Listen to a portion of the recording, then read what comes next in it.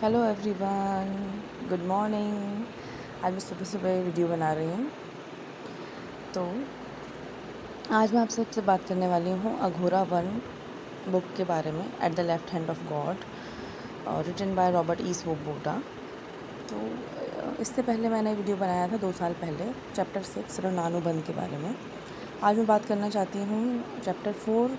No, इससे पहले 2 साल पहले मैंने वीडियो बनाया था चैप्टर 6 अघोरा, और आज मैं बात करूँगी चैप्टर 4 ऋणानुबंध के बारे में। तो ऋणानुबंध किसे कहते हैं? ऋणानुबंध जैसे इंग्लिश में कहते हैं प्राइमल डेट। क्या होता है ये प्राइमल डेट? पिछले जन्मों का हमारा किसी व्यक्ति के साथ कर्मों का हिसाब, लेन देन बाकी होता है, जो इस जन्म में हमारे संग आते हैं, वो कार्मिक बंधन में, और उसी को ऋणानुबंध कहा जाता है, जो इन्हें कार्मिक कनेक्शंस भी कहते हैं। अभी क्या, कार्मिक्स को वैसे ना नेगेटिव में लिया जाता है, और होता भी ऐसे ही जीवन में कि जब हमारे ऐसे लोग बहुत ही नज़दीकी रिलेशन में आते हैं, जो जिनके लिए हम सब करते हैं, हम उनके साथ कुछ हो नहीं कि, लेकिन हमें लगता है कि हमें क्यों हमारे संग ये ऐसा कर रहे हैं, हमें क्यों ये सब झेलना पड़ रहा है, क्यों भुगतना पड़ता है, हमें क्यों इतना प्यार, अटेंशन, रिस्पेक्ट, और या किसी से धोखा मिला या कुछ आपके साथ ऐसा हुआ तो क्यों ऐसा होता है, हम यही सोचते हैं। उन्हीं को कार्मिक कनेक्शंस कहते हैं।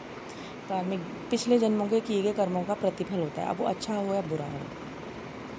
और जैसे सद्गुरु कहते हैं कि आप शरीर की एक याददाश्त होती है, शरीर को सब कुछ याद रहता है, और कहते हैं कि किए गए कर्मों का फल, जैसे मैंने आपको बताया, चुकाए बिना जन्म और मरण के बंधन से मुक्ति ना मिलना ही कर्म बंधन कहलाता है।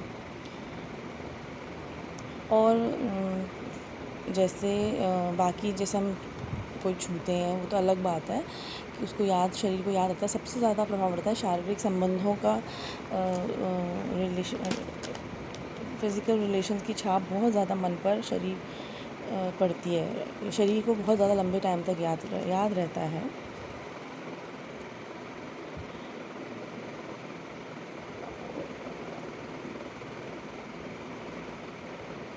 शारीरिक नहीं, सॉरी, याद रहता है। इसके कई सारे एग्जाम्पल हो सकते हैं, जैसे आपने को किसी ने धोखा दिया, आपने बहुत उनके लिए किया जीवन में, और फिर आप सोचते हो कि ऐसा क्यों हुआ मेरे संग, ये क्यों हुआ, वो मेरे संग ऐसा क्यों करते हैं।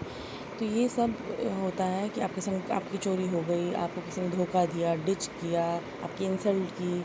तो ये सब बहुत सारी चीज़ें, या आप बहुत ही क्लोज़ के रिलेशंस में ये ज़्यादातर आते हैं। आपके माता पिता, पति पत्नी, भाई बहन, आपका कोई रोमांटिक पार्टनर या कुछ तो उन्हीं संबंधों को, और आप जिस जीवन में एक्सपीरियंस कर रहे होते हैं, जो ज़्यादातर अच्छा नहीं होता है, उसी को कार्मिक कनेक्शंस, ऋणानुबंध कहते हैं।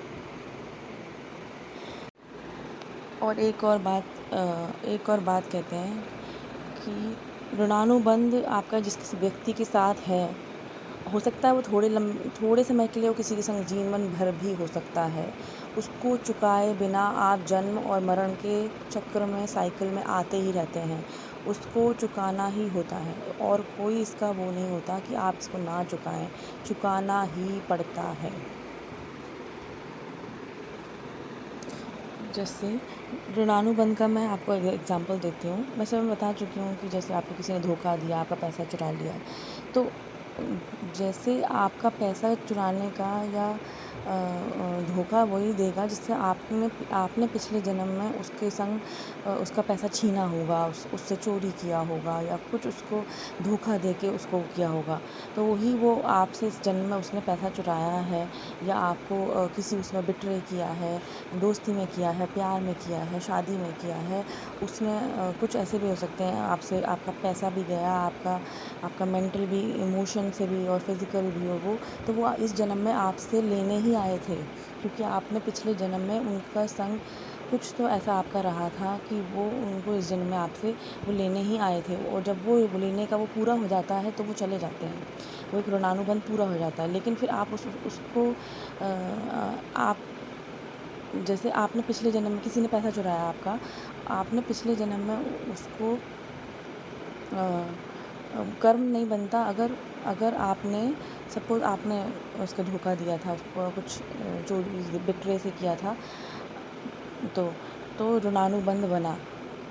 अगर वो अपनी फ्री विल से देता तो ऋणानुबंध नहीं बनता।